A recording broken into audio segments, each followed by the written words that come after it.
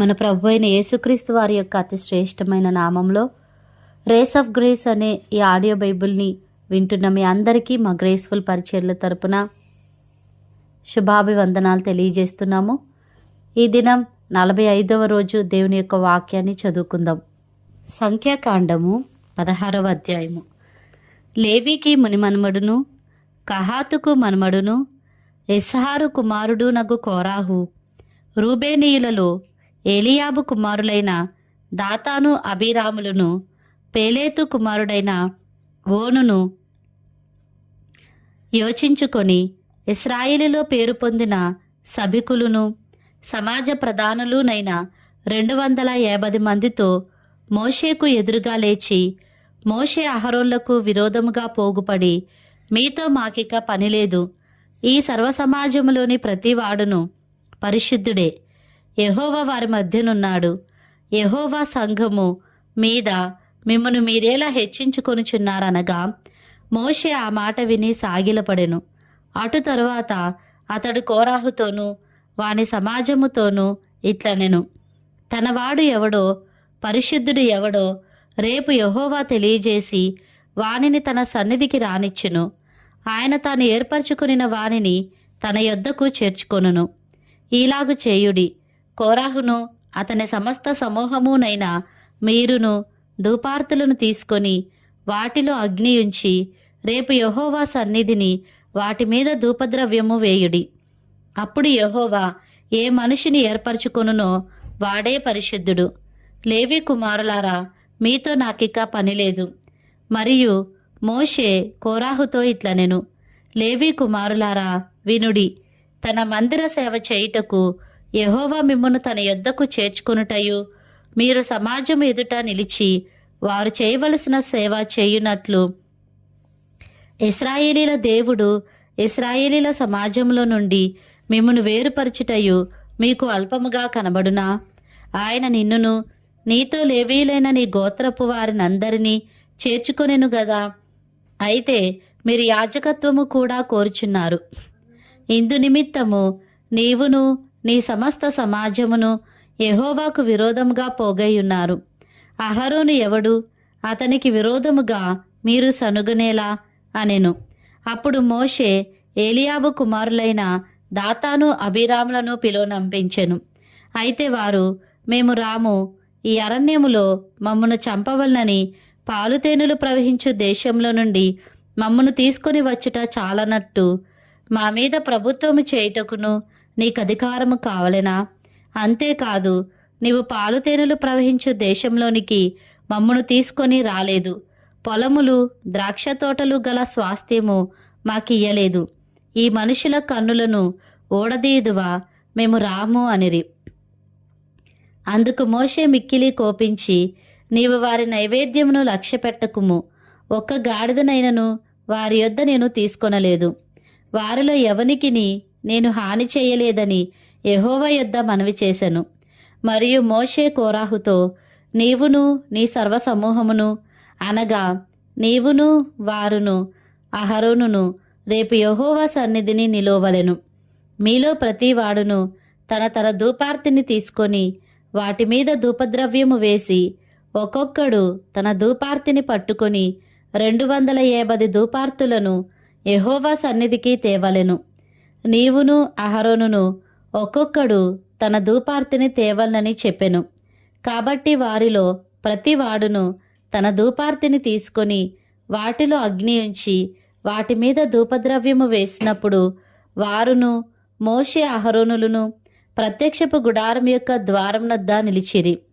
కోరాహు ప్రత్యక్షపు గుడారం యొక్క ద్వారం నద్దకు సర్వసమాజమును వారికి విరోధముగా పోగు చేయగా యెహోవా మహిమ సర్వసమాజమునకు కనబడెను.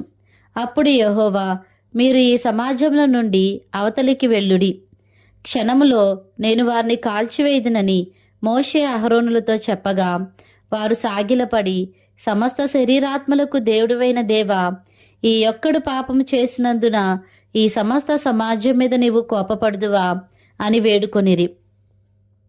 అప్పుడు యెహోవా మోషేకు ఇలాగు సెలవిచ్చెను, కోరాహు దాతాను అబీరాముల యొక్క నివాసముల చుట్టుపట్ల నుండి తొలగిపోవుడని జనసమాజముతో చెప్పుము.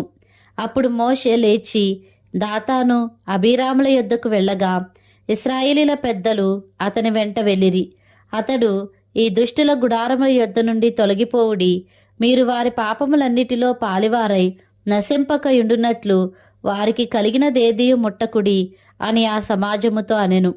కాబట్టి వారు కోరాహు, దాతాను అబీరాముల నివాసముల యొద్ద నుండి ఇటూ అటూ లేచిపోగా దాతాను అబీరాములను వారి భార్యలను వారి కుమారులను వారి పసిపిల్లలను తమ గుడారముల ద్వారమున నిలిచిరి.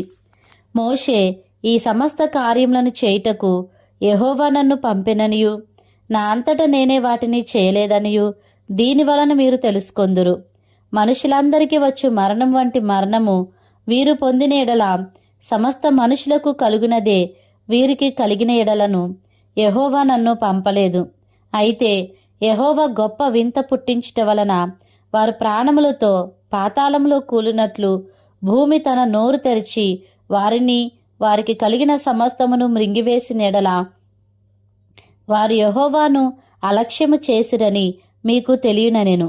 అతడు ఆ మాటలన్నీ చెప్పి చాలించగానే వారి క్రింద నేల నెరవిడిచెను. భూమి తన నోరు తెరచి వారిని వారి కుటుంబములను కోరాహు సంబంధులందరినీ వారి సమస్త సంపాద్యమును మృంగివేశెను. వారును వారి సంబంధులందరూ ప్రాణముతో పాతాళములో కూలిరి. భూమి వారిని మృంగివేశెను. వారు సమాజంలో ఉండకుండా నశించిరి. వారి చుట్టూనున్న ఇశ్రాయేలీలందరూ వారి ఘోష విని భూమి మనలను మృంగివేయునేమో అనుకొనుచు పారిపోయిరి. మరియు యెహోవా యొద్ద నుండి అగ్ని బయలుదేరి ధూపార్పణమును తెచ్చిన ఆ 250 మందిని కాల్చివేశెను. అప్పుడు యెహోవా మోషేకు ఇలాగు సెలవిచ్చెను, నీవు యాజకుడగు అహరోను కుమారుడైన ఎలియాజరుతో ఇట్లనుము, ఆ అగ్ని మధ్య నుండి ఆ ధూపార్తులను ఎత్తుము, అవి ప్రతిష్ఠితమైనవి. ఆ అగ్నిని దూరముగా చల్లుము. పాపము చేసి తమ ప్రాణములను ముప్పు తెచ్చుకొనిన వీరి ధూపార్తులను తీసుకొని బలిపీఠమునకు కప్పుగా వెడల్పైన రేకులను చేయవలెను. వారు యెహోవా సన్నిధికి వాటిని తెచ్చినందున అవి ప్రతిష్ఠితమైనవి. అవి ఇశ్రాయేలీలకు ఆనవాలుగా ఉండును. అహరోను సంతాన సంబంధి కాని అన్యుడెవడును యెహోవా సన్నిధిని ధూపం అర్పింప సమీపించి కోరాహు వలెను అతని సమాజము వలెను కాకుండునట్లు ఇశ్రాయేలీలకు జ్ఞాపక సూచనగా ఉండుటకై యాజకుడైన ఎలియాజరు కాల్చబడిన వారు అర్పించిన ఇత్తడి ధూపార్తులను తీసి యెహోవా మోషే ద్వారా తనతో చెప్పినట్లు వాటితో బలిపీఠమునకు కప్పుగా వెడల్పైన రేకులు చేయించెను. మరునాడు ఇశ్రాయేలీల సర్వసమాజము మోషే అహరోన్లకు విరోధముగా సనుగుచు, మీరు యెహోవా ప్రజలను చంపితిరని చెప్పి సమాజము మోషే అహరోన్లకు విరోధముగా కూడెను. వారు ప్రత్యక్షపు గుడారము వైపు తిరిగి చూడగా ఆ మేఘము దాని కమ్మెను. యెహోవా మహిమయు కనబడెను. మోషే అహరోనులు ప్రత్యక్షపు గుడారం ఎదుటికి రాగా యెహోవా, మీరు ఈ సమాజం మధ్య నుండి తొలగిపోవుడి, క్షణములో నేను వారిని నశింపజేయుదునని మోషేకు సెలవీయగా వారు సాగిలపడిరి. అప్పుడు మోషే, నీవు ధూపార్తిని తీసుకొని బలిపీఠపు నిప్పులతో నింపి ధూపము వేసి వేగముగా సమాజమునొద్దకు వెళ్ళి వారి నిమిత్తము ప్రాయశ్చిత్తము చేయుము. కోపము యెహోవా సన్నిధి నుండి బయలుదేరెను. తెగులు మొదలుపెట్టెనని అహరోనుతో చెప్పగా మోషే చెప్పినట్లు అహరోను వాటిని తీసుకొని సమాజం మధ్యకు పరుగెత్తిపోయినప్పుడు తెగులు జనుల్లో మొదలుపెట్టియుండెను. కాగా అతడు ధూపము వేసి ఆ జనుల నిమిత్తము ప్రాయశ్చిత్తము చేసెను. అతడు చచ్చిన వారికిని బ్రతికియున్న వారికిని మధ్యను నిలబడగా తెగులు ఆగెను. కోరాహు తిరుగుబాటున చనిపోయిన వారు గాక 14,700 మంది ఆ తెగులు చేత చచ్చిరి. ఆ తెగులు ఆగినప్పుడు అహరోను ప్రత్యక్షపు గుడారం యొక్క ద్వారం దగ్గరనున్న మోషే యొద్దకు తిరిగి వచ్చెను. సంఖ్యాకాండము 17వ అధ్యాయము. యెహోవా మోషేకు ఇలాగు సెలవిచ్చెను, నీవు ఇశ్రాయేలీలతో మాటలాడి వారి యొద్ద నొక్కొక్క పితరుల కుటుంబమునకు ఒక్కొక్క కర్రగా, అనగా వారి ప్రధానులందరి యొద్ద వారి వారి పితరుల కుటుంబముల చొప్పున 12 కర్రలను తీసుకొని ఎవరి కర్ర మీద వారి పేరు వ్రాయుము. లేవి కర్ర మీద అహరోను పేరు వ్రాయవలెను. ఏలైనగా పితరుల కుటుంబముల ప్రధానునికి ఒక్క కర్రయే ఉండవలెను. నేను మిమ్మను కలుసుకొను ప్రత్యక్షపు గుడారములోని శాసనముల ఎదుట వాటిని ఉంచవలెను. అప్పుడు నేను ఎవరిని ఏర్పరచుకొందునో వాని కర్ర చిగురించును. ఇశ్రాయేలీలు మీకు విరోధముగా సనుగుచుండు సనుగులు నాకు వినబడకుండా మాన్పివేయుదును. కాబట్టి మోషే ఇశ్రాయేలీలతో చెప్పగా వారి ప్రధానులందరూ తమ తమ పితరుల కుటుంబములలో ఒక్కొక్క ప్రధానునికి ఒక్కొక్క కర్ర చొప్పున 12 కర్రలను అతనికిచ్చిరి. అహరోను కర్రయు వారి కర్రల మధ్య నుండెను. మోషే వారి కర్రలను సాక్ష్యపు గుడారములో యెహోవా సన్నిధిని ఉంచెను. మరునాడు మోషే సాక్ష్యపు గుడారంలోనికి వెళ్ళి చూడగా లేవి కుటుంబపుదైన అహరోను కర్ర చిగిర్చియుండెను. అది చిగిర్చి పువ్వులు పూసి బాదము పండ్లు గలదాయెను. మోషే యెహోవా సన్నిధి నుండి ఆ కర్రలన్నిటినీ ఇశ్రాయేలీలందరి ఎదుటికి తేగా వారు వాటిని చూచి ఒక్కొక్కడు ఎవరి కర్రను వారు తీసుకొనిరి. అప్పుడు యెహోవా మోషేతో ఇట్లనెను, తిరుగుబడిన వారిని గూర్చి ఆనవాలుగా కాపాడబడినట్లు అహరోను కర్రను మరలా శాసనముల ఎదుట ఉంచుము. వారు చావకుండునట్లు నాకు వినబడకుండా వారి సనుగులను కేవలము అణిచి మాన్పివేసిన వాడవవుదువు. అప్పుడు యెహోవా మోషేకు ఆజ్ఞాపించినట్లు అతడు చేసెను. అలాగుననే చేసెను. అయితే ఇశ్రాయేలీలు మోషేతో ఇట్లనిరి, ఇదిగో మా ప్రాణములు పోయినవి, నశించిపోతిమి, మేమందరము నశించిపోతిమి. యెహోవా మందిరమునకు సమీపించు ప్రతి వాడును చచ్చును, మేము అందరము చావవలసి ఉన్నదా అని పలికిరి. సంఖ్యాకాండము 18వ అధ్యాయము. యెహోవా అహరోనుతో ఇట్లనెను, నీవును నీ కుమారులను నీ తండ్రి కుటుంబమును పరిశుద్ధ స్థలపు సేవలోని దోషములకు ఉత్తరవాదులు. నీవును నీ కుమారులను మీ యాజకత్వపు దోషములకు ఉత్తరవాదులు. మరియు నీ తండ్రి గోత్రమును అనగా లేవీ గోత్రికులైన నీ సహోదరులను నీవు దగ్గరకు తీసుకుని రావలెను. వారు నీతో కలిసి నీకు పరిచర్య చేయుదురు. అయితే నీవును నీ కుమారులను సాక్ష్యపు గుడారం ఎదుట సేవ చేయవలెను. వారు నిన్నును గుడారమంతటినీ కాపాడుచుండవలెను. అయితే వారును మీరును చావకుండునట్లు వారు పరిశుద్ధ స్థలము యొక్క ఉపకరణముల యొద్దకైనను బలిపీఠమునొద్దకైనను సమీపింపవలదు. వారు నీతో కలిసి ప్రత్యక్షపు గుడారములోని సమస్త సేవ విషయంలో దాన్ని కాపాడవలెను. అన్యుడు మీ యొద్దకు సమీపింపకూడదు. ఇక మీదట మీరు పరిశుద్ధ స్థలమును బలిపీఠమును కాపాడవలెను. అప్పుడు ఇశ్రాయేలీల మీదికి కోపము రాదు. ఇదిగో నేను ఇశ్రాయేలీల మధ్య నుండి లేవీయులైన మీ సహోదరులను తీసుకుని ఉన్నాను. ప్రత్యక్షపు గుడారము యొక్క సేవ చేయుటకు వారు యెహోవా వలన మీకు అప్పగింపబడి ఉన్నారు. కాబట్టి నీవును నీ కుమారులను బలిపీఠపు పనులన్నిటి విషయంలోనూ అడ్డతెర లోపలి దాని విషయంలోనూ యాజకత్వము జరుపుచు సేవ చేయవలెను. దయచేతనే మీ యాజకత్వపు సేవ నేను మీకిచ్చి ఉన్నాను. అన్యుడు సమీపించినెడల మరణశిక్ష నొందును. మరియు యెహోవా అహరోనుతో ఇట్లనెను, ఇదిగో ఇశ్రాయేలీలు ప్రతిష్ఠించు వాటన్నిటిలో నా ప్రతిష్టార్పణములను కాపాడు పని నీకిచ్చి ఉన్నాను. అభిషేకమును బట్టి నిత్యమైన కట్టడ వలన నీకును నీ కుమారులకును నేనిచ్చి ఉన్నాను. అగ్నిలో దహింపబడని అతి పరిశుద్ధమైన వాటిలో నీకు రావలసినవేవనగా వారి నైవేద్యములన్నిటిలోనూ వారి పాప పరిహారార్థ బలులన్నిటిలోనూ వారి అపరాధ పరిహారార్థ బలులన్నిటిలోనూ వారు నాకు తిరిగి చెల్లించు అర్పణములన్నీయు నీకును నీ కుమారులకును అతి పరిశుద్ధమైనవగును. అతి పరిశుద్ధ స్థలములో మీరు వాటిని తినవలెను.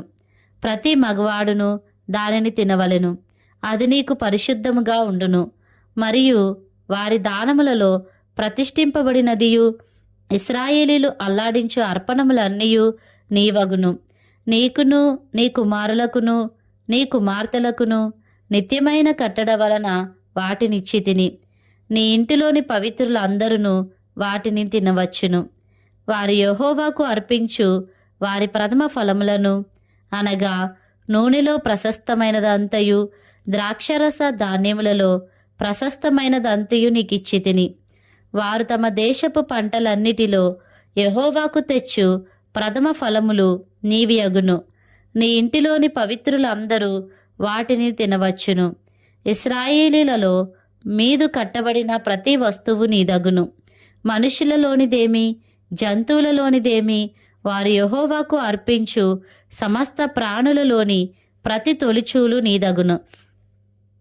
అయితే మనుషుని తొలిచూలు పిల్లను వెల ఇచ్చి విడిపింపవలెను.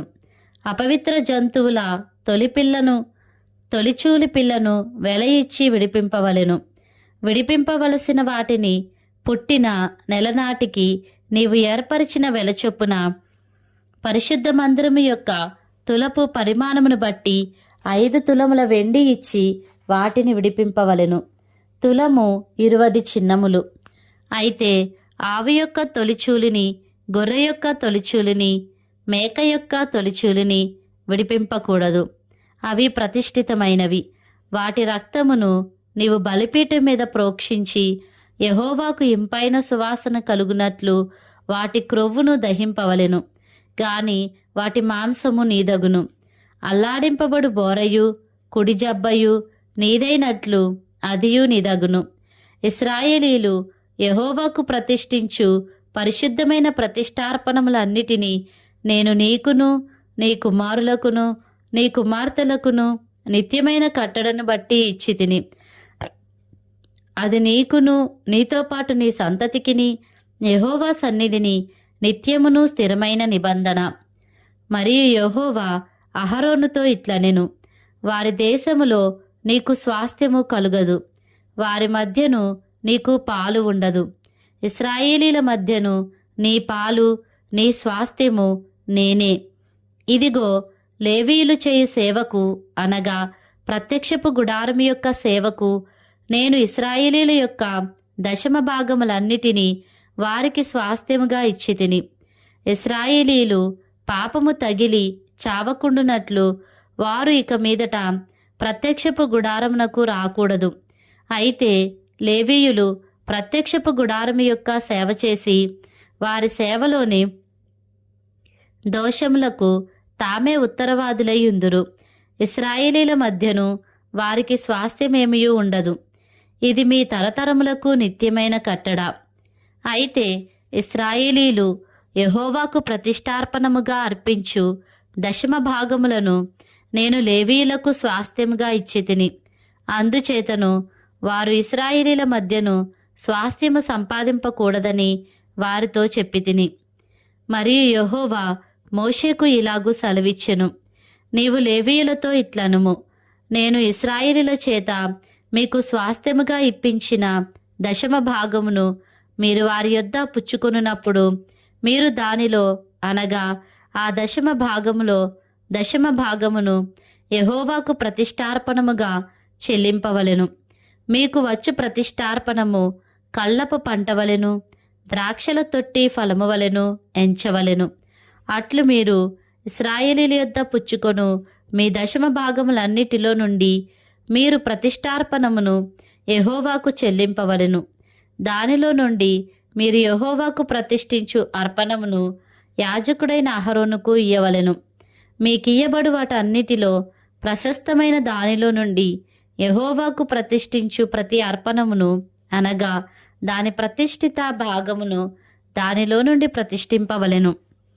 మరియు నీవు వారితో మీరు దానిలో నుండి ప్రశస్త భాగమును అర్పించిన తరువాత మిగిలినది కళ్ళపు వచ్చుబడి వలెను, ద్రాక్ష తొట్టి వచ్చుబడి వలెను లేవీయులదని ఎంచవలెను.